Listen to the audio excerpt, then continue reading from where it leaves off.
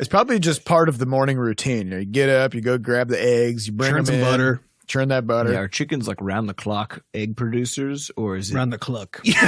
Butterscotch Shenanigans. Hey everybody, welcome to episode 184 of Coffee with Butterscotch, the game dev comedy podcast, Butterscotch Shenanigans. I'm Seth, and I'm the game's programmer. I'm Adam, and I'm a decrepit old man. I'm Sam, and I'm the resolution bricker. And this is a show where we talk about resolution bricker. bricker. He bricks. A bricker. You got to build them up like a house. You got to build them up. You try to replace the firmware, Yeah. and then you fuck it up. Yep. And then it turns into a brick. Exactly. Oh, sorry, profanity warning. Oh God. Profanity warning.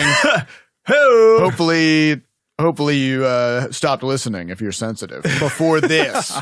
Also, today is December 31, 2018, also known as New Year's Weave, where you take the threads of life from the past year. You try to put them together into a and coherent. you try to turn it into a tapestry of improvement in the future. Also, before we get started with the episode, we'd like to thank our supporters over at moneygrab.bscotch.net, with whose money we keep it's with whomst. With whomst money, yes, we keep the podcast going. We also have a new supporter, Gil Amran, who said, "Love the podcast and your games." Smiley face. Thanks, Gail. Smiley face. He made one of those smiley faces that has a hyphen for a nose, which I'm not sure if I like those more or less. I hate them. Sam hates them. I despise them. I'm not into it. I've never seen a person with a line for a nose. Yeah, but also the normal smiley face has no nose. So there's, How often have you seen that? Yeah. I don't know. But it's a little more comforting to me for some reason than a line nose person. Okay. So the jury's out, I guess, on whether The jury's very in on my side. Sam's jury is sort of stacked. I just Calling for execution. It's something about the height of the face. I think that's what it is. know? The That's proportions all weird. The mouth is very wide. Yeah. And because when the face gets tall, then you're thinking, is this some kind of a tall, pear-shaped head? Yeah. Kind of a person. Like a Joker. Kind of a sort Joker situation. Yeah. As soon as you put the nose in there, you have too much reference for how It gets too close to it's in the uncanny that's valley. what it Yeah. is. Well, because also it's easy to forget unless you try to draw a face that your eyes are basically like right in the center of your dang head. You know, it's like your eyes are in the center, and then there's forehead like for a mile, right? Which you really don't notice until you just really look, and you're like, "What the hell?" Like your eyes are in the middle of your head. Foreheads are gigantic. So now imagine these tall ass faces because they don't have a forehead on them either. They just have they got the eyes, they got the line for the nose, and they got the mouth. Right? That means they're twice as tall as that, with just this infinite cone heads, basically. Mm-hmm. I don't like my cone head smiley faces. Mile head, forehead. What if the parenthesis is actually its chin and the hyphen is a vertical mouth? So it's like a fish face. Some kind of a demon thing. Sort of a situation. In that case, it's probably fine. Yeah, send us demon face is all you want. Yeah. That sounds great. All right, so what's happened this past week in the studio? Literally nothing. We've been off. We've been off for the past week. It's been nice. We don't take a lot of breaks. The last time we were in the studio was to record the last episode of the podcast. Yeah. Yep. So what did you guys do? What did we do over break? Like 10 days. I caught up on some shows. I played some games. I slept. I got caught up on my sleep. That's good. I did a bunch of journaling. I found this thing called Penzu, Penzu, which is a web app for journaling. Is it a zoo with an umlaut or some sort of bar or anything? Nope, just a U. Okay. Just a lonely U with no dot buddies. So it's not a penza. It's not a creepy face all of its own in terms of emoticons. Gotcha. Yeah, because I was doing my journaling and morning pages and stuff by hand, and then I realized I write so infrequently now that every time I write with my hand cramps, and also I forget where the lines go on the letters. You know what I mean? Like you start writing and you're like, I don't know. I actually started doing this thing now where when I handwrite, I'll put a letter from a future word, the first letter of the future word, into the end of the current word that I'm writing. Because I'm just ready to be there. I do that while speaking. Or I skip letters. You do that while speaking? Yeah. I'll just a word that I'm going to say later just appears all of a sudden. It just gets in there. Yeah. Yeah. And sometimes I miss letters because I'll be done with, I'm done with this word. I don't want to write this word anymore. And I start writing 3 letters ahead and then it's over now. Yep. I find that the best way to write for that reason is to use the first letter, draw a line, first letter, draw a line, first letter, draw a line. I'm not going to go read that. You're trying to get it yeah. out. I'm just trying to you can just write in acronyms, really. You can write anything. Yeah. So I was writing by hand, but I kind of hit this crossroads where I thought this is the only time that I write by hand is journaling. So I could either, keep this tradition alive and keep working on my hand muscle memory and slowly cramp my way through writing a page every morning. Or I could just move into the future and abandon the idea of being capable of writing with my hands. And I think that's where I'm at now because it's 2019. Yeah, it's the place to be. Yeah. So I switched over to this Penzu thing. And now I'm journaling every day. It encrypts your shit and then it puts it into a lockbox. It's good because that way no one can break into your room and steal your journal, and open it and share it with the rest of the class. Yeah. And by no one, you mean probably somebody. Yeah. And it'll just be a bunch of nonsense that they can't read until they hack it and then they'll read it. Is it encrypted using a password that only you know? Yes. That isn't stored on their servers or anything? Well, they encrypt it, and then you can also put even more password protection on individual entries if you want to, or on an entire journal. So you can layer it as deep as you want. Yeah. Well, too deep. I think kids these days will never know the horror of having someone find your diary and read it out loud because it'll just be encrypted, Well, that's what Facebook is. I feel like there's Facebook is just doing that on purpose. Yeah, kids these days, they don't actually understand the concept of privacy. They don't understand what it means to have a thought and keep it to yourself. That's just a cultural thing. That's an artifact of our time. Just shutting your mouth and not letting people know every single thing. How you feel about the bagel you had today? All that stuff. So I've been doing that. It's been great. I feel like I've done some good sort of mental processing about the past year and all that. So. Good. Yeah. What about you guys? Did my usual sort of resolution questing and stuff like that. So same idea. Look at the last year, sort of tally it all up, figure out where the holes are, try to patch them up for next year, sort of a thing. You got a brick lay. Yeah, I laid a bunch of resolution bricks because I'm building a brick house, for my life. And so that was really good. But the interesting thing was I actually finished all that basically on Sunday. So within 2 days of being on break, I had actually done sort of like the really big stuff that the break was for. And so then I cycled through playing. Sunday meaning a week ago. Meaning 2 days into break. Yeah. Right. Yeah. And so it was interesting because I was. So you could have done that on any weekend. Yeah, I could have done it on any weekend. Yeah, you'd have to wait a whole year. But it's interesting that you said what the break was for. You said you finished what the break was for. 2 days into it. So how did you decide what the break was for? I sat down before the break and I was like, here's what the break's for. Did you do that the weekend before that? But you just grossly misunderestimated time. Yeah, I misunderestimated everything because then my other goal was just to play a bunch of video games. And so I had a bunch of my Steam library and some other stuff that I wanted to kind of cycle through, some of the platformers to see new stuff for Levelhead, and none of them quite actually grabbed me by the face, which is what I usually look for. Have you tried an Oculus? That would be... Every single game would grab me by the face at that point. Yeah, even if the game sucks. But so it was a really good break. But I found a few new games I liked, and also just from playing some of the games that are out now. Got some more ideas, mainly actually just for effects and stuff. Nothing big in terms of like designs or anything, but just little sort of things I was noticing that certain games do. I played the new Super Smash Bros. And if you watch their ready screen. Because they have that, you select your fighter, right? And then it's like ready, and then it shows this. It's sort of like diagonally is popping out from the back left of the screen, if you can imagine that. So it kind of feels like it recedes into space. It says ready in these big letters, and then when you hit it, they spawn like a darkness at the back left corner, and then they sort of blow it out to the right. So it just feels really, really dynamic and fun. I can't picture any of that. I'm trying. Adam can't picture anything. Just look at I do have that handicap. Yeah, look it up on YouTube. So it's just that sort of thing. I feel like I've just been trying to pay a little more attention to how people are doing some of these polish points because we're kind of getting to that level with Levelhead. So yeah, pretty excited to bring that into the new year. Yes. How was it for you? I've mostly just identified some problems, but I have no solutions yet. So that's kind of where I am. I'm in step one. Yeah, I'm in the problem space. Well, it's still 2018, so I mean, that's you have one day. Yeah, you got a whole day to figure that shit out. Day. Well, that actually was my plan. I was actually gonna, last night when we got home. I went to Grinnell to visit her dad's. When I got home, my plan was to sit down and do that. But I felt so terrible from driving. Yeah, I had the same. I was like, "Yep, I'm gonna get home. I'm gonna make my plan for the week." Blah blah. And I went home and went to bed. I came home, and then my cat was just screaming. No, so this is what she always does every time we've been gone for a while. It's like I assume she actually is just doing this all day while we're gone, just like wandering the house screaming. Right.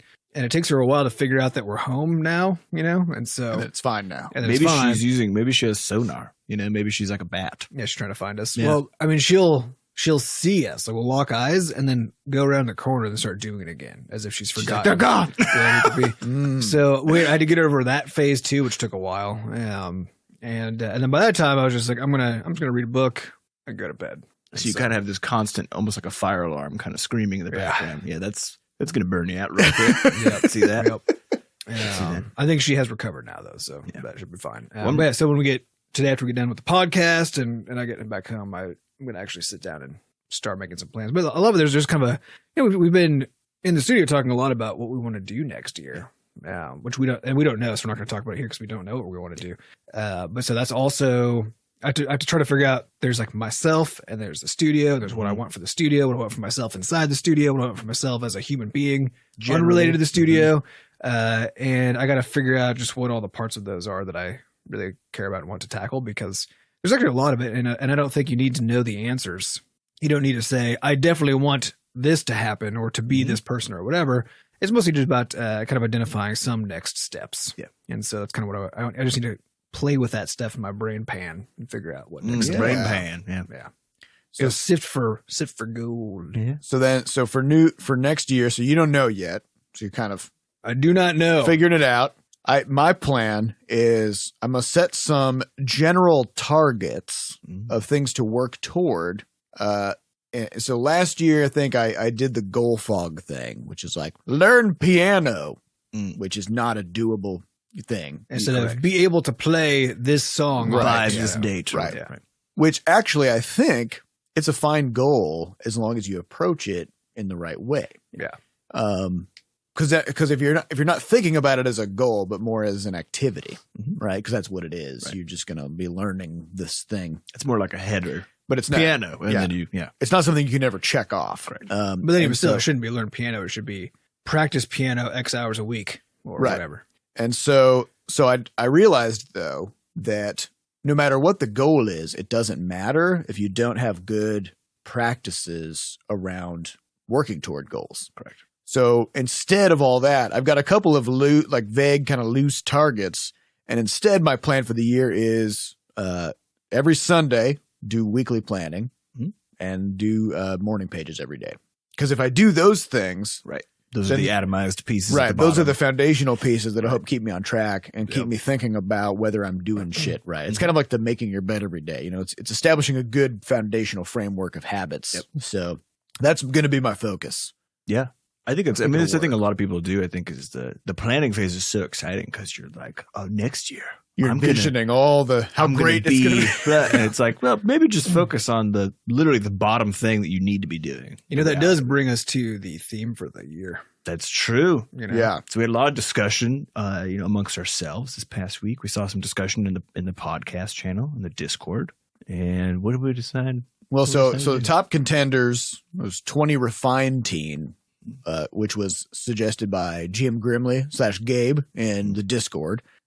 Which is a good one because it's sort of like keep getting better, keep working on stuff, trying to improve, right? Refine everything. And then we have something like 20 Climb Teen, which is sort of keep moving up, right?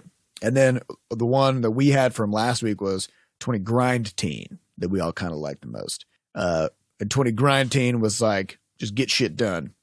Buckle down and do it. Buckle down and sharpen your nose. Sharpen your nose. So what do we think? Well, we had a 40-minute discussion before the podcast started about this, actually. Yeah. And we settled on 20 Grind Teen. That's it. Though we know that to many, perhaps most people, that sounds negative. Because it's a grind. It's a grind. And that's actually part of why we chose it. Yeah. Because we need you to reframe in your brain. What does it mean? The concept of a grind, and that is negative. In a game, even we talked about this quite a bit this year on the podcast. In a game, sometimes you need the grind to make the other stuff exciting. Yeah. And in life, sometimes you need the grind because that's the only way things get done. Yep. And if you're thinking about it as a bad thing, then you're not going to get shit done. You're not going to get anything done because the moment it gets boring, if you're like, I'm going to go do something else now, or if the moment it gets hard, you say, I'm a dumb idiot. I can't do this because then you stop. Right. then you just never get to finish anything. Yeah. So this year it's all about and also we're in that stage of level head right now where it's also all about the grind. Yep. Yeah. And so it just feels very appropriate. If you think you can learn a new skill, if you think you can create a giant project without the grind, you're wrong. Yeah. So this year is about learning to love the grind. Yeah. Buckle down, get shit done. It's 20 grind team. Yep. Love the grind, love yourself. Yes. Ooh, yeah, that's nice. I like it. Yep, that's it. But on that note, if when you're making your New Year's resolutions, you should be making your New Year's grinds. Yeah. What am I going to be doing just to the max all the time? Unless if none of those things end up being a habit, you're not going to do them. You're not going to finish those things. So I want to speak about something interesting on this, which is that my wife was completing a commission for her painting this past couple weeks and ended up basically needing to put in literally all of her hours. All of her waking hours had to be going into this painting because it was a huge painting and had a lot of small things in it. So there's just like an infinite number of things to do. And she started waking up basically earlier and earlier over the course of like 3 weeks. And by the time it was done, was literally painting at the easel 7 to like 7, if not a little bit longer every day with a little bit of break to eat something. And of course, she started feeling like she was a crazy person by the end of it because it was kind of a lot. So you don't want to do these things for ever. But it was really interesting because the day she finished, there's this big like, oh, yes, like this big sense of relief. And then the very next day she wakes up, we make some breakfast and stuff and we're chatting. And then she's like, I kind of feel like I need to paint today. Yep, that's what it is. Yeah, because essentially it built this habit that was so powerful. Actually, yeah. Well, and it forced you to get over the whole idea that this was work and so it's something you don't want to do, and that this is something that sucks. And all. I mean, and we did this as we were building the studio. Yeah, we worked a crazy amount, and we still work a lot, but it's not. I've generally been working 8 a.m. to 7 p.m. For the past month. So we still work. We still work a lot, but it still isn't like those first couple years. Yeah. Where it was just, I mean, every single weekend, every single day, I would wake up, I would start working, and then I would go to bed. Yeah. And I did that before that too when I was in grad school and even before that. And that was really what set me on that path of just really loving the work. And it was by just leaning into the grind. Well, we've had an interesting discussion about this, which is that the reality is that you don't like things that you're bad at.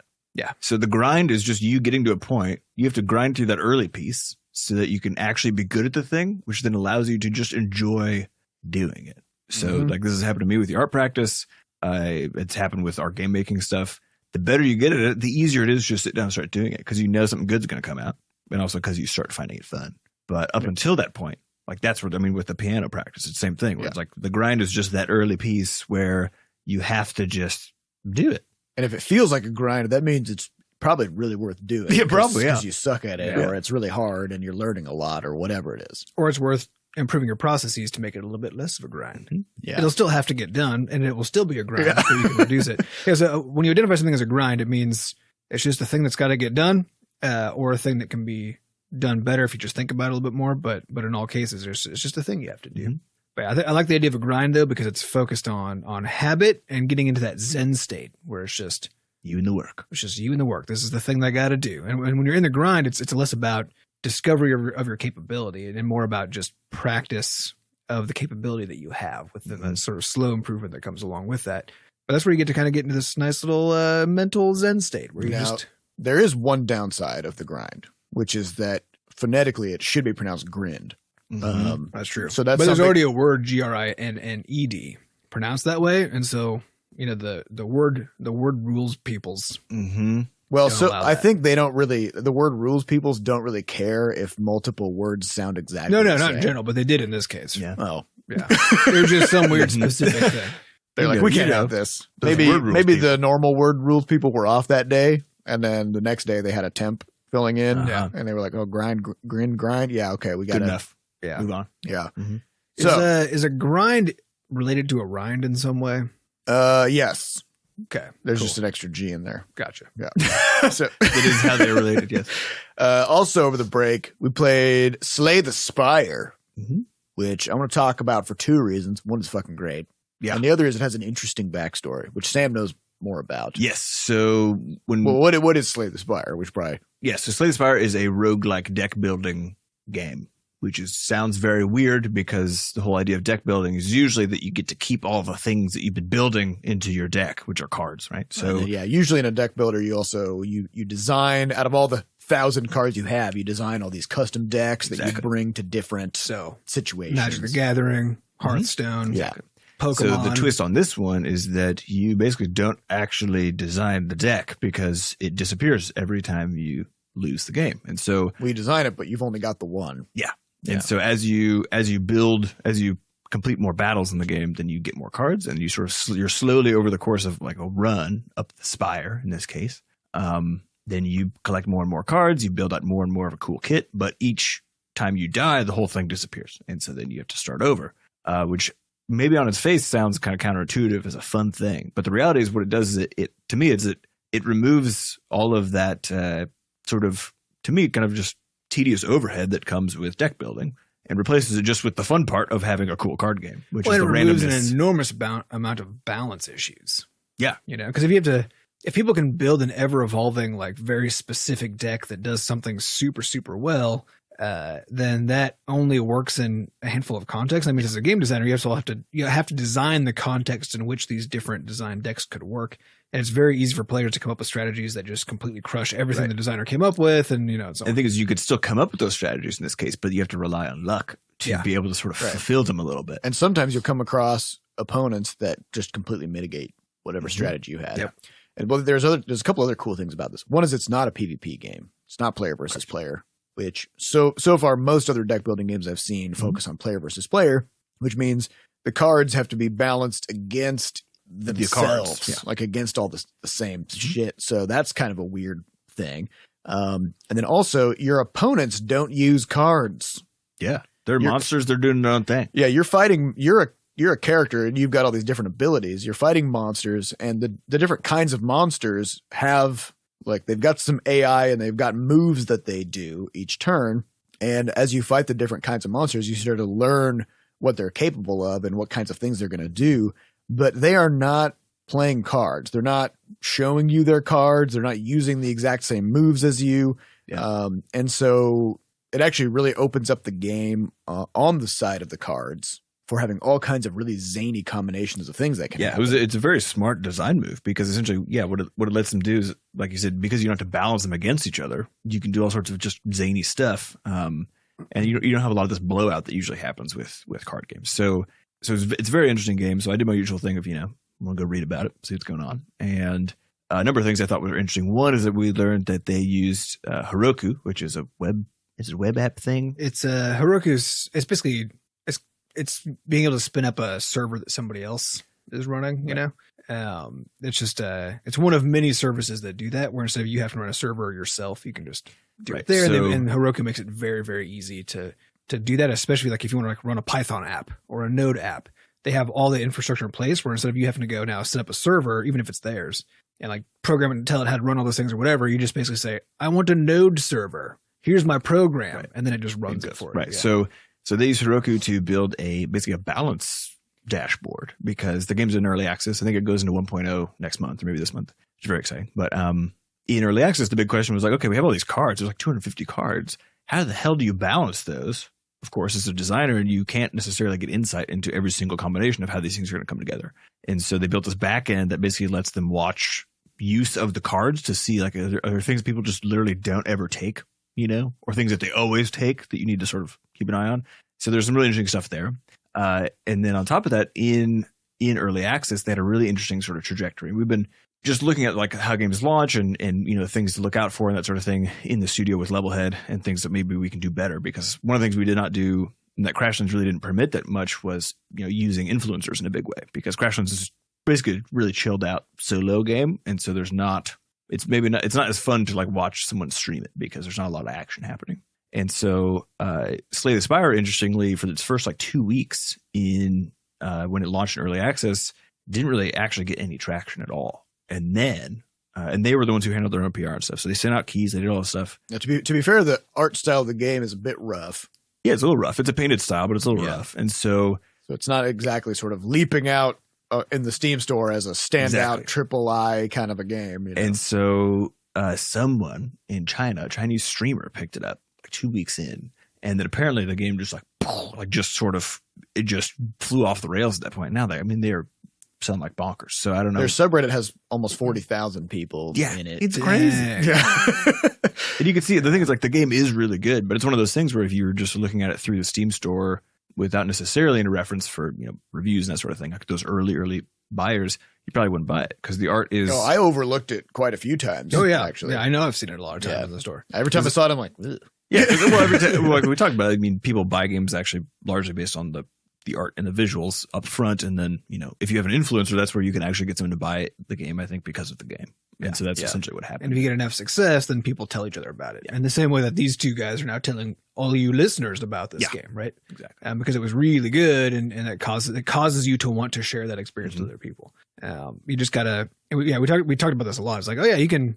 And we're looking at different design choices they made too, and things they didn't do that we thought were funny. So I know I was watching Sam and Seth play a bit and saw Seth get to the end game and beat the final boss. And then I was expecting something really big to happen, and then just a little button came up that was like proceed. and I was like, there's this big heart thing dangling from the ceiling, and you stab it a bunch of times. I'm not quite sure what that means, and then it's over. And then some numbers come up, whatever, and that's really it. But there was no feeling of celebration, that you had.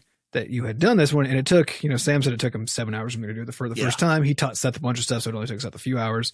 But it's clearly a big achievement, and on a game design perspective, it feels like a lot of juice should have gone into that moment, and it didn't. And then we kept on making the joke as we were seeing these things. It's just like, well, if you make a good enough game in terms of just gameplay, then you can get away with not doing this stuff. Absolutely. But then that always comes back again to if you can get someone to play the game in the first place, and that's the trick. Is either your visuals have to be spectacular, so people just want it. They want to get into that world and see what it's about, or you have to somehow otherwise convince them by having them convince each other in some way.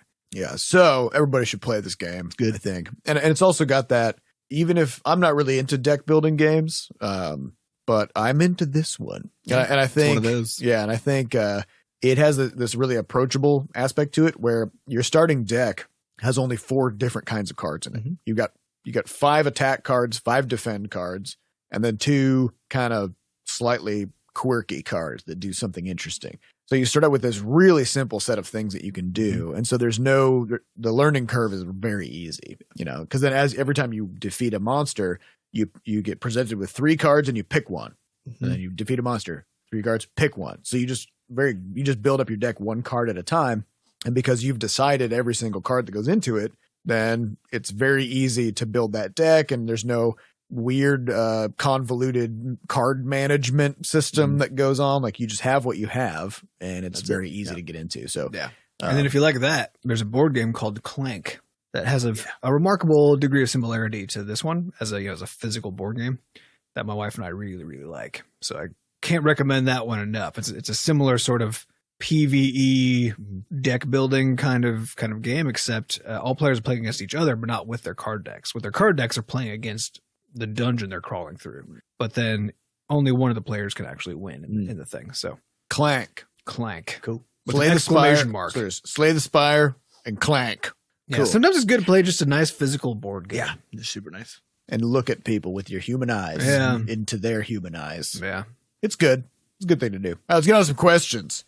These questions come from our listeners over at podcast.bscotch.net. If you'd like to get your question onto a future episode, you can go there, and then maybe it'll happen. Maybe it'll happen for you. Maybe you'll get lucky. Maybe it's gonna happen. Maybe it's not gonna happen. I don't know, guys. That's the question. First question. I was turning into a Family Guy skit. Yep. Yeah. I wanted to see how long I could make that go before you guys got enraged about it. All right. 12 seconds. The first question comes from deadearthman. Have you ever been in a public place like a coffee shop and heard your Butterscotch Shenanigans splash screen jingle? What was your feeling? It happened to me, and it was a freaking amazing. I wanted to hug that kid, but that would be weird. Way to resist that impulse. Yep, definitely. Yeah, that was wise. Have you seen someone playing in public? I don't think I have, because I think in most places, of course, people don't have their sound on if they're being responsible human beings. It's clearly this was a kid. That's why I wonder if this kids aren't responsible. That's probably why I had the music. That's on why it happened. Yeah. But in other cases, people, it's impolite to look at people's screens, so you don't know what they're doing. But their screens are never facing you anyway, so you would have to really work at it. And then everybody is headphoned up or has their sound off. Yeah. So I don't think I've ever experienced.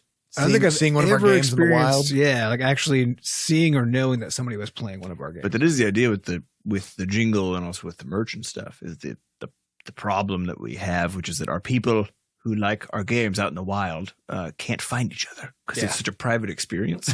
so I'm glad that you heard it, and so that someone, maybe we need to get some phone cases in the merch store. Maybe we should, because people don't like. I know I don't like to put stickers on my phone, or it just feels too permanent of a.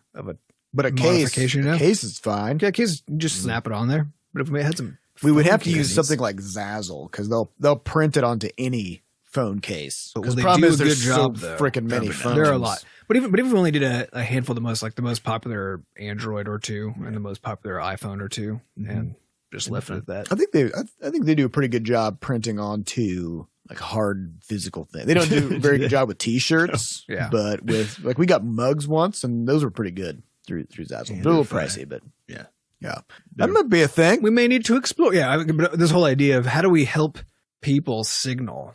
Yeah, because it is so fun to find someone who likes the things you like. Yeah. That's what it's all about. Because when it comes to things like T-shirts and stuff, which because I would buy other things before I would buy a T-shirt related to some company that I wanted to that I was into.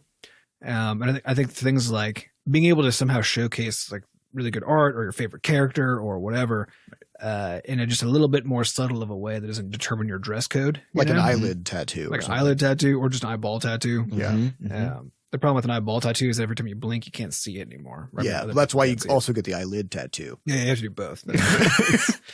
It's just the same. It's a complimentary thing. You could also just get contact lenses. Ooh, you could. You know how you can get those things like those. You can get a popsicle. Remember doing this as kids? You get a popsicle stick and you put like on both sides of it. You put a slightly different picture, and you just like spin it in your hands. It's called a thaumatrope. A thaumatrope, sure, yeah, it's a thaumatrope. What the hell are you guys talking? You could do that with your eyelids. You could do that with your eyelids. Yeah, you could blink super fast and then have an animation. Yeah, you could do a 2-frame animation. You go like this, and then it could be something. It could be something. I guess the people couldn't see me blinking rapidly just there. No, they could hear, but I feel like our fans would really be into this. Yeah, just getting those needles stabbed into their eylids. Absolutely. And who wouldn't be wearing the contacts and everything? You could turn your eye into a thaumatrope. Yeah. We could also do stuff like, if our fans want to signal to other players, like, yeah, I'm playing a Butterscotch game. We could have a thing where maybe like when your character dies, your phone melts. So that way, if somebody sees you playing your phone and then all of a sudden you get third-degree burns on your hands, like, hey, that's a Butterscotch fan. I mean, our games kind of already do that with how fast they consume batteries. That's true. We just need to turn it up just a little bit more. We could also install, some sort of one of those, was it rootkit? Yeah. You can install a rootkit device so that it actually... So that when you plant the phone, it grows into a phone tree. You plant it on the ground, turn it into a Butterscotch tree. Yeah. But also, when you turn on any one of our games, we just force your volume all the way to the max. Yeah, that's a good idea. Just for the jingle part, and then let it go back. Oh, yeah. Yeah, actually, we could have it, because you can ask for permissions for all kinds of stuff when people install it. So presume because alarm apps can ask for permission where they can supersede your the system volume, right? Yeah. So if we just sneak that permission in there. Just sneak it in. And swap the alarm sound with the jingle. Yeah, and we only use it for that, though. So the jingle will go on and it'll go back to mute. But just deafeningly loud, and it'll ignore the headphone jack. It'll also just ignore the physical limitations of your device. In reality, it's just going to scream, reverberate through time and space. Yeah, rootkits can do that, right? You can do that. Yeah, I assume so. That's an advanced permission, is to allow your phone to broadcast sound waves through time and space. Yeah. So we'll do that. I feel like that would probably get the job done. Yeah, I think so. Next question comes from RetroBananaManNL. What do you guys eat for breakfast? Ooh, I had nothing. I don't know why he said it that way. It's pretty weird. Is it weird or is it awesome? Because I don't know. There's a fine line. So, like any proper millennial, Sam eats avocado toast. Avocado toast. My wife is all about it. They She take loves 3 making pictures of it. It's a super We food. don't take any pictures of our avocado toast. I've seen your Instagram. Do you have an Instagram? I don't even have it. Well, I do actually, but I think You've seen Instagram? there's just some zoomed in pictures of bugs on it. I just think they're so cool. So Bugs are pretty neat. They're pretty neat. Are they sitting on avocados? I wish. So Well, actually, no, I don't wish because then they'd be avocado bugs. And I don't want that. That's shit. good. No, for I mean, you. if they're just hanging out there, it's probably Well, fine. whatever. Who knows? I don't know what they're doing with avocados. Can't trust them. You can't hang out around What an if avocado they and are? not eat it. What if they're That's not trust a bug. what if they're protecting the avocados? You know, from Yeah, are they assassin beetles? Are they? I Are see. they praying But who are they mantises? protecting them from? spiders. Okay. Spiders love avocados. Yeah, so either that or sometimes nothing. I'm Avocados do kind of look like giant spider butts. You know what I Oh mean? yeah, They do. they do. That's probably why spiders love them so much. Yeah, Mhm. they're like They're like, ooh, look at that. look at that Yeah. giant spider. It's just natural attraction. What are you going to do? What are you gonna do? Yeah, either that or just some oatmeal or nothing. So sometimes I do intermittent fasting. So instead of eating immediately upon waking up, I wait until lunchtime or something after not eating Uh-huh. for the evening. So just kind of keep my wits Intermittent about fasting is a funny name for a thing because anytime you're not eating, you're fasting. it. I know. So it's So kind of that's just I'm that's kind I'm of intermittently what we do. fasting right now. Yeah. it's more, but it's a little bit more. It's long form intermittent fasting. Yeah. You know. It's medium-mittent Yeah. fasting. Yep. Yeah, here's a question about What oatmeal. the hell does how midget did mean? how did oats win the breakfast war for which meal people eat? I'm sure it was just a marketing thing. The more I've learned about even cultural traditions, I'm like, someone just marketed this and now here we are. Well, because I it want to was be a honest. combination of marketing and lobbying, presumably. I mean, you got to be honest about oatmeal. It tastes like nothing. It does. You literally and have, it's just carbs. you have to put stuff on it. Yeah. Yeah, You can't just have probably oatmeal. a better, more general question that would get at this is why do we have dessert for breakfast? right. Well, because apparently our options are pancakes, which taste like nothing, and oatmeal, which tastes like nothing. So you And have the only to put way sugar the on only them. way to wake up in the morning and feel something is to cover that shit with Cool Whip, sugar, brown sugar. Well, we could honey, have, we could have strawberry. ended up with savory ones, where you put meat in there and some spices. Well, that's where eggs come from. Also, how come egg landed in the morning? Oh, I know why eggs are breakfast food. People go out, and Yeah, 'cause chickens- pick yeah. up the eggs from the chickens and then just Exactly. make.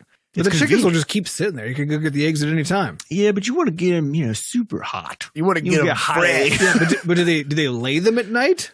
I don't know. I don't know what chickens If do. you probably- if yeah. they're super fresh, you just need to be out there watching. It's That's probably usually just question. part of the morning routine. You get up, you go grab the eggs, you bring Churn them some in, butter. churn that butter. Yeah, are chickens like round the clock egg producers, or is it Around the clock. Well, so, so this is one of those traditions that people think of eggs as a breakfast food for a reason that used to make a lot of sense Mhm. and now makes no fucking Yes, sense. 'cause which you is can you have could eggs eat whenever you want. eggs for lunch, breakfast, lunch, dinner. They're a great food. I used Yeah. to eat Yeah. eggs for breakfast, lunch, or dinner. I still do. That was my I have Yeah. no money for. And that. That's still that's my go-to evening. So in the evening, if I get home and then I don't want to make dinner, my wife doesn't want to make dinner. There's some eggs in a We're pile. just like, just fuck all of this Mhm. dinner making Fuck all stuff. of it. Yes. Then Sick of it. Yeah, just if you make up some oatmeal and then you Cover that with honey. cook an egg, Mhm. nice runny, fried egg, right? Throw that in there, just kind of stir it up. Throw some peanut butter in there. Interesting. Throw some spicy shit in there. Oh my god, it's so good. Sweet, spicy, and savory. Oh, Yeah, wow. man. Whoa. Oh, you're changing the If breakfast. you take game. out the oats, that sounds pretty good. It would probably be even better. Yeah. The oats are mostly just there kind of to Just fill it out. to provide fill some, out the space. yeah, yeah. yeah, and recently I've been switching to. I'm trying to drink just a cup of coffee a day, so that when I want to get super jazzed, When we're gonna get those laser eyes, then I can actually do it on purpose. Yeah, you gotta ride the line. But I was thinking, Yeah. And then what happened? what about drinking coffee in the afternoon? Yeah, it's fine. Because everyone's like, do not. I always do or did. The half-life Yeah. of caffeine in your bloodstream is supposedly 6 hours. Right. Yeah. But that's its half-life, which means it never goes away That's because true. it's a Zeno's paradox. It's an asymptote. Asymptote. Asymptote. Yeah. So, I don't know. Because that means 12 hours later, you've got a quarter of the caffeine. Well, because I was thinking, I was like, what if, it'd be nice because I'm doing some of this other, art stuff or these other resolution things in the evening. If I should have one cup of coffee in the morning and then, finish the work day, do gym stuff, maybe take like a power nap along with a cup of coffee right when I get home at like 5 or 6. Maybe have decaf because that's, that's what it's Just a little bit. 1/6 Yeah, just get a little- or something. Yeah, it's a significant reduction. Yeah. So you just get a little Then bit I of might pick me have- up. But be just me more alive the whole day as Yeah. opposed to After cutting so I now have a very just bizarre relationship with caffeine. It basically it either puts me to sleep or gives me a headache or cures my headaches or makes me stay awake. Just depending on context. It's the magical random wonder drug. It dries out my eyeballs. It's just really bad. So does it ever enwetten your eyeballs? It does not. It's like the one thing I wish it would do that it does not. That's a word, right? Enwetten, of course. Enwetten. You just put N in front of anything and it's a word now. Yeah. Or M for like embiggen. Yeah. Why N versus M? I think it's N if it's a soft consonant, and it's M if it's a hard consonant. So that's why it's embiggened versus in. So if you want to bark on a journey, then you have to embark. Yeah, you wouldn't embark. That's ridiculous. Embark? No way. Embark. No way. Yep. Got it. Yeah. What were we talking about? Something about your caffeine. Oh, yeah, caffeine. But what I have learned, because I keep on cutting caffeine out, and then it always creeps its little insidious claws back in. But what I've learned is that once you cut out caffeine, especially if you've been a caffeine addict for a long time, if you just cut that shit out, then you can feel it at any level. So if you drink some decaf, you're like, ooh, that kind of tingles a bit. My eyes are a little too. Exactly. Can feel my eyes. And that's been the problem is that I tried to cut all my caffeine out and then kind of replace it with decaf because I was like, get it out of there. But my tolerance basically also went down. So that the end result comes out the same, and my only option now is just to not have any at all. Damn. Yeah. Well, but that doesn't mean it'll work for you if what you want to do is just I want to be able to use it like a tool and then feel alive. Yeah. Correct. Yeah. Also, I noticed it did even out my days. So I used to be like super jazzed in the morning, then like 2 p.m. I would have a hard. Well, yeah. I mean, it is a pretty wild thing to do to wake up, take some speed. Basically, right? That decays over time, and then just say, "This is what my day is going to be. The best part of my day is this moment right now when I'm on and drugs." I'm just going to get more right. I'm going to get more and more tired. Yep. Just until I found I go 1 cup of coffee, and then it's a cup of decaf, kind of like mid to late morning, and then another one after lunch. That works good. It keeps me even. Yep. And then I can still sleep at night. Without vibrating in the bed. You know. What about the breakfast stuffs? I eat a banana. It's good. It's pronounced banana. A banana if one is around. A banana. Yeah. Banana. And banana means morning. Morning? Yeah. Which one's tomorrow? Either oi or I. Oi? Manjaro. Oi is today.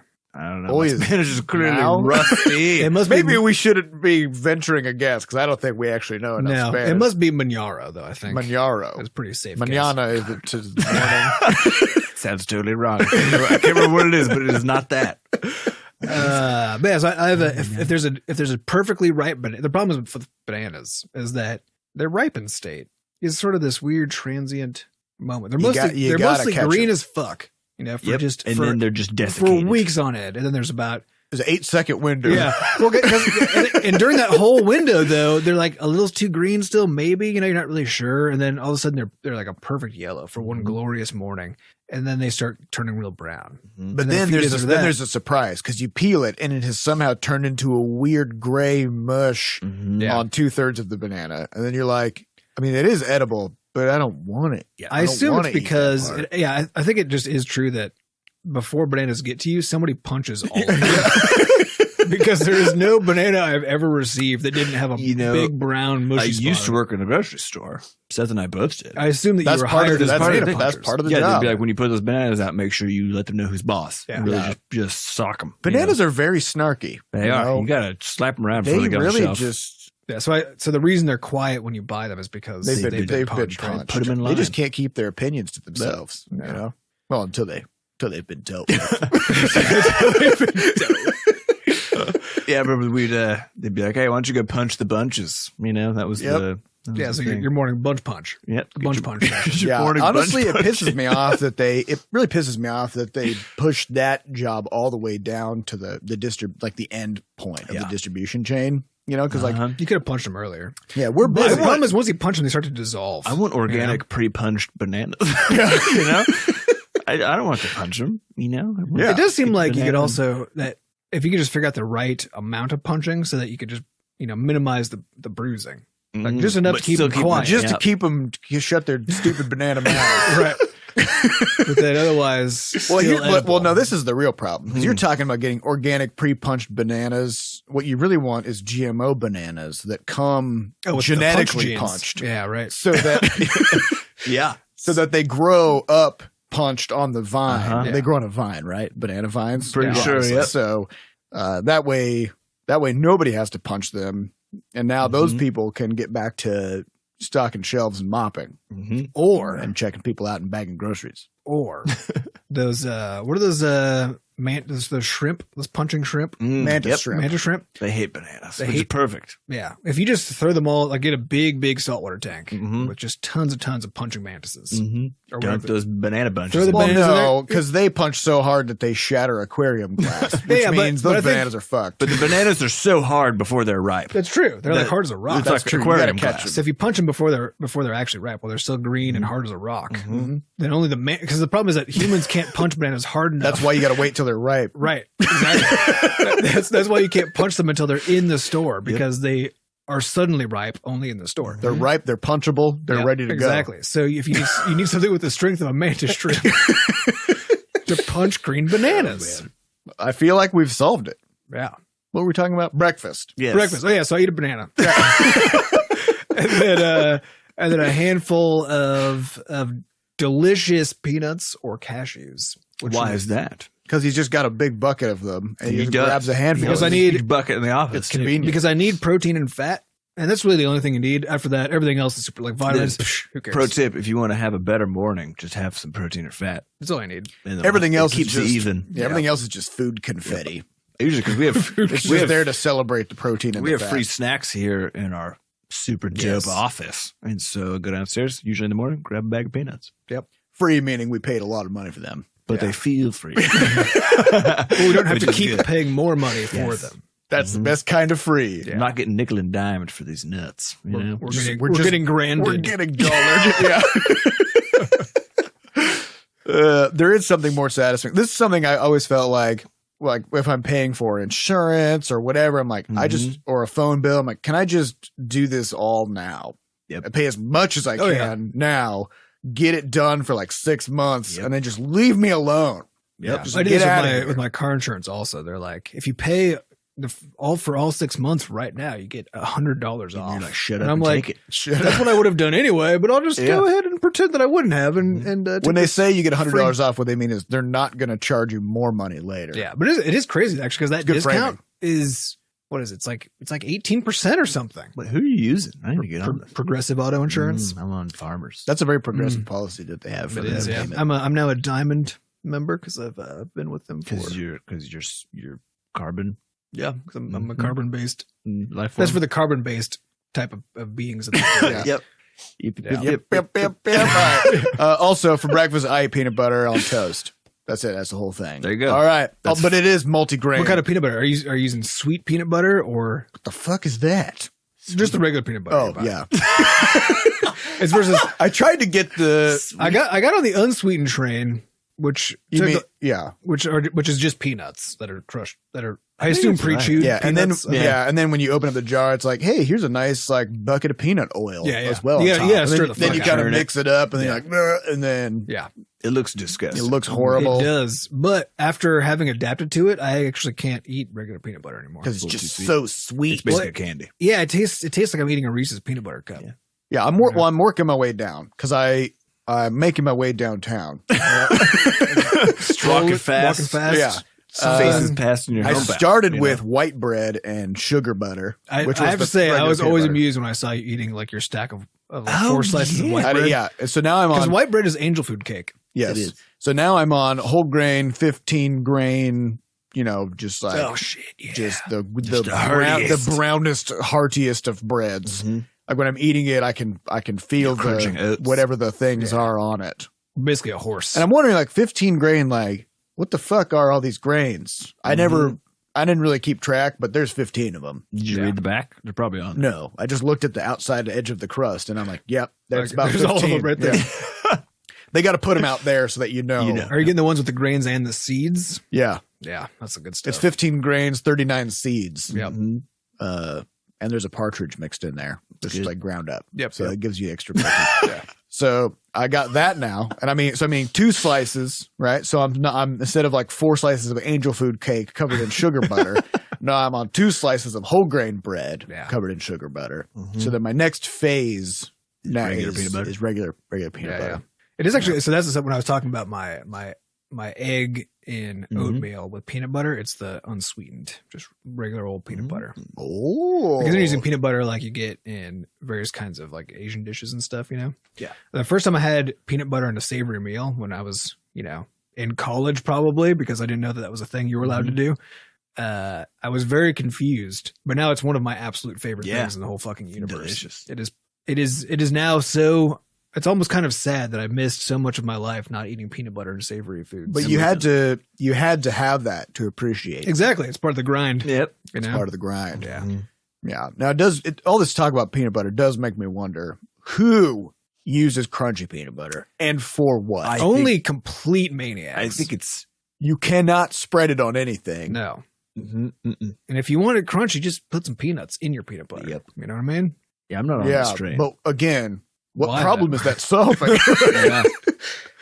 I used to think I wanted crunchy peanut butter, so I was Yeah. like, this sounds great. And then I got it, and then I tried to spread it, and it just turned into a weird ball of peanuts. Yeah, you can't stuck spread it. together with peanut butter. That is true. That's my main complaint. I think eating it's fine. I don't really care about. But you that. don't like But if putting you're, it on if you're stuff is eating annoying. good bread though. So bread that already has nuts all over, seeds and grains. and there's veggies. There's probably There's already some peanuts crunch in in there. There should be Yeah. some texture. Yeah. You're right. Like the problem. So I think it's for people who are still eating angel food cake and who toast the ever living fuck out of it, so it's just like black and charred and hard as a rock. So you can spread that on it. Mm-hmm. Then that's the market segment. I There you think. go. Yes. So people eat burnt angel food cake for breakfast. This has been an enlightening breakfast discussion. Yeah. I feel like we solved a lot of problems We really today. got in there. At minimum, we learned some things. Yeah. All right, next question comes from Anonymous. A Narnium. A mouse. Narnia, a Narnia mouse. Anarnium says, do packages come in any other platonic solids besides the cube? In Crashlands, we have the package. Oh, okay. The package is the thing that you are tasked with delivering because you're a delivery person who delivers packages. Yeah. In Levelhead, you're training GR18 to deliver packages as well. And the packages are the same ones from Crashlands, which begs the question. Are there other shapes of package or do they all look the same? They are all the same shape because their inside is like a TARDIS.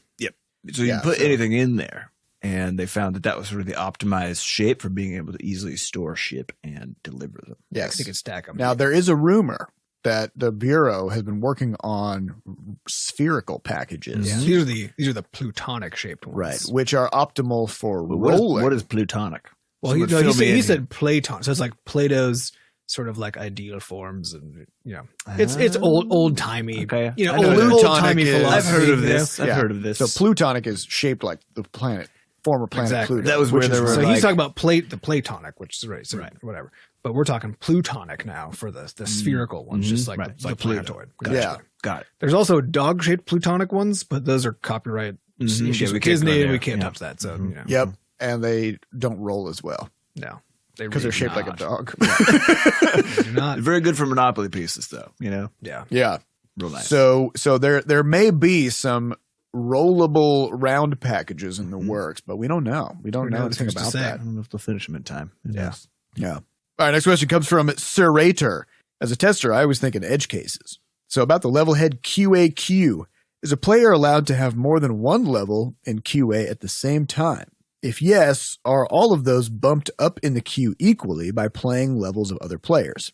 P.S. Very entertaining and educational podcast. Thanks for that. Smiley face without a nose. Good. Thank you for Thank you. So, yes, you can have multiple levels in queue. So, again, just to back up on this, how this whole system works, if you build a level in Levelhead and then you publish it up to the community to play, it instead of going straight into the pile of levels that are published, it first goes into QA. And if you want to get it out of QA, you basically need to play some levels and then put some of your exposure bucks that you earn from playing other people's levels in the QA basement onto your levels. So the question is, what happens if you have multiple levels? Did they all split evenly? Do they somehow waterfall? What's the situation? We had a big discussion about this to try to figure it out. What we came up with was that basically all you do is you just click and hold on a level and it'll start dumping in your exposure bucks.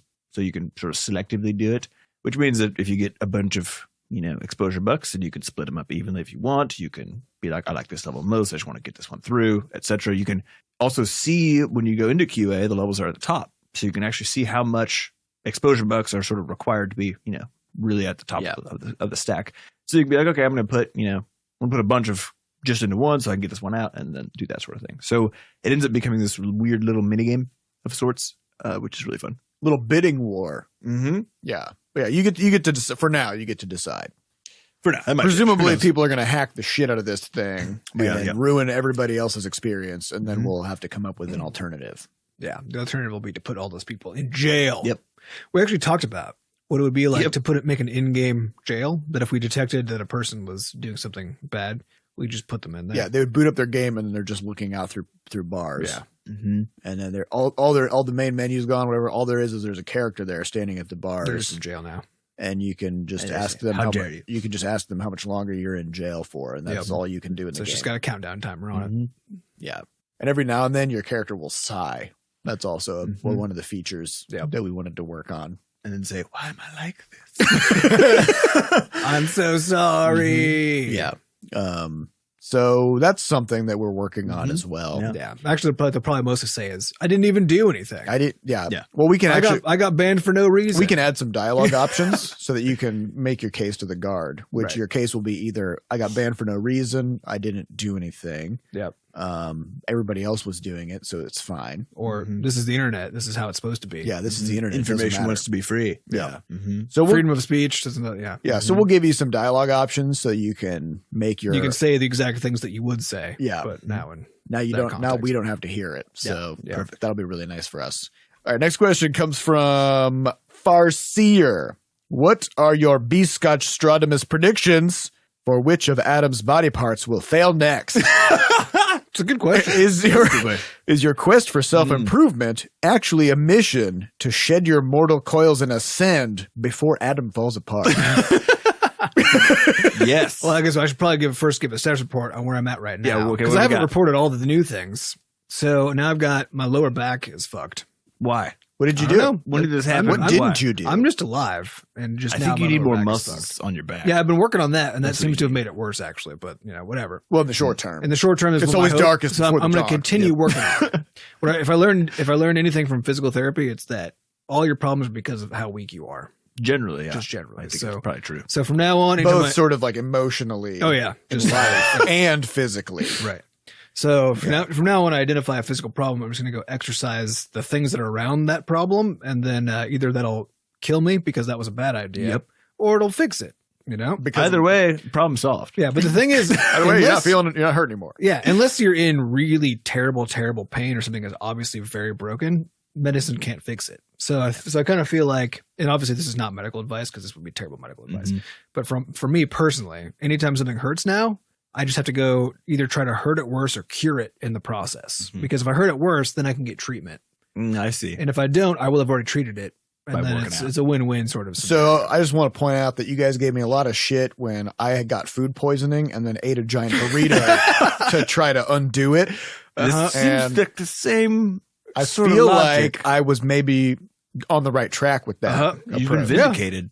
It took a couple of years. It took a couple of years, but science finally caught up. And yes, if you get food poisoning, what you got to do is you got to push the poison through your body. Yeah. Yes. With a burrito. Yeah. It's basically it's a burrito cleanse. Yeah. Well, it's more of a burrito. It's more of a burrito plunge. Like it kind of just pushes it through. Right. And if you're still feeling poisoned, you got to get another burrito in there. Shove it down. You got to keep the pressure going. Yeah. Just make sure there isn't new poison in the new burritos. So wait, what's the status report on your various ailments? Lower back, right? That's one of them. And I've got my left wrist. Oh, that's actually been slowly improving. So I think that might be on its way out. But also in the past few days, in between two of my knuckles on my left hand has been a burning sensation. So that's new. Oh, that's new. Yeah, that's a fun one. But I think that's all of it. Is that because of the 3rd-degree burn on your hand? No, that's on my right hand. Oh, yeah. So that's all. Right. That's all fine. But that was intentional. It's all good. Yeah, removing, and actually, it's not a 3rd-degree burn because it was using liquid nitrogen. So I don't know. It's a negative 3rd degree. Yeah, it's a negative 3rd-degree burn. Yeah, I don't know. Is a 0-degree burn just kind of being alive? Was that just regular skin? I think that's if you tell a bad joke at someone's expense. Yeah, but it's like doesn't actually work. Yeah, it's like an emotional burn inside. Yeah, yourself. So what do you think? What's the next part of you that appears to be failing? So clearly, my skeletal system is a real shit piece, which is really not how I thought things were gonna go. Like I've got some other shit pieces, but but apparently it's my skeletal system. You got the bones. So I think that's what they call it.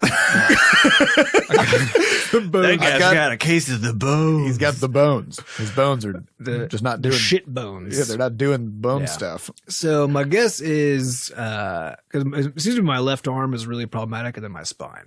So it's probably related, frankly. If you get burning sensations in your left arm and your spine, no, but it's like between my knuckles. Those I'm pretty sure that's a ulnar muscly thing. Yeah. Oh, okay. Who knows? And the thing on my wrist definitely feels like a muscle thing. So it's part of your thing for this year, trying to get this kind of like contained. Yeah, that's part of the thing. So either I'm going to continue to just deteriorate in my musculoskeletal system, and my bet is that now that my left arm's all fucked up, it's now my right arm's turn. So okay, so if I'm going to make predictions, it's my right arm's going to continue. The question is, and my hot butt's coming back. That's my guess. It hasn't yet, but it's coming. But my guess is it's coming. Oh, okay, gotcha. Yeah. So what you got to do is you gotta muscle up so you can bone yourself. That's true. Actually, yeah, if you lift weights, you're boning yourself. You're get extra bones from lifting. Yeah. Yep. That's what's gonna happen. That's what's gonna happen. Mm-hmm. Cool. And I'm gonna eat a lot more cheese to for calcium, because milk, whatever. It's fine. Sorry, I was just like, it seemed like very tangentially related. You could also do soy milk. That's a lot of calcium too. Does it? Yeah. Mm-hmm. Same as milk. Is it added to it? Yep. You can also take a multivitamin. Those are good. That's true. Mm-hmm. There's something less satisfying about just eating pills, though. Yeah, it's not. That's why you get the gummy vitamins. Then you get to eat true. pills. That's true. Yeah, those are I very do satisfying. I love those things. Yeah. I do that's my daily fiber intake is those fiber gummies. Mm-hmm. And apparently that bowl of weird oatmeal egg dove. Yeah. That's not a daily one, but that's very good. It does help. Yeah. So there we go. So we're thinking because your right arm is fine, that's the next problem. And then because my back is already fucked, it's going to continue to get more fucked. We should do some deadlifts in the gym today. That's probably not going to be good. That'll get you right as rain. Yep. That's the burrito on burrito situation. Yeah, that'll probably make my back just fold in half. Yep. But in a good way. But I don't think you have to fold in half to do a deadlift. So I mean like backwards though. You know what I mean? Yeah. You got to fold in half. You got to fold in half before you can fold in the whole way. You know, it's like you got to you can walk before you can run. Mm-hmm. Life is all about folding. You got to fold in half before you can fold in whole. That's right. Yeah. I think we'll leave it with that word of wisdom. We're off to a great 20 grind team. 20 grind teen. Love the work. Get shit done. Mm-hmm. Buckle down. Stop sharpen your nose. Quit being weak. Buckle up. Buckle down. Buckle. Can you buckle? What other directions can you buckle? You can buckle anywhere there's a buckle. You can buckle in. Buckle in. Buckle down. Buckle up. Mm-hmm. Because it's 20 grind teen. Yeah. All right. Well, that's all the time we have for this week. We'd like to thank, for this year even. Whoa. Yeah. But I guess this is coming out in 2019, so never mind. Yep. We'd like to thank our producer, Fat Bard, for making us sound good. Thanks to our community moderators who keep our Discord running. If you'd like to get more involved in the Butterscotch community, go to discord.gg/bscotch. Come say hello. If you'd like to adorn your body with Butterscotch merch, we have a shop over at shop.bscotch.net. If you'd like to send us something, we have a mailbox, which you can find the address for at mailbox.bscotch.net. And last but not least, if you'd like to buy us a cup of coffee and help keep the podcast going, you can do so over at moneygrab.bscotch.net. Thank you all for listening. We'll see you next week. Good. Actually, before I say goodbye, we could just tell people to go to podcast.bscotch.net because I'm pretty sure all of those links are there. Are they? I think so. Are you sure we want people to see that? Podcast.bscotch. I mean, you got to rebuild that sometime. That's a fair question. But if more people are going to it, I'll have more of an impetus to actually, to replace it.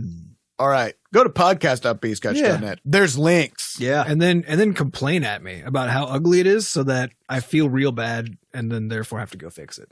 Yeah. Hopefully we get a big influx of questions for next week. That's like, why is the site Here's so what I ugly? want. Everybody just send an email to podcast@bscotch.net and just tell us how hideous that website is. And then Sam will forward those to me. As creatively as possible. Yeah, I'll let Adam know. I'll be crying in the corner and then you'll get to fucking and then I'll work. replace that. Ideally, we could sort of trickle them out on a schedule. So every day, Adam just gets 3 new emails. Ooh, yeah. Yeah, okay. About how Stack them up. hideous Do your part. It's 2019. Do your part. Yeah.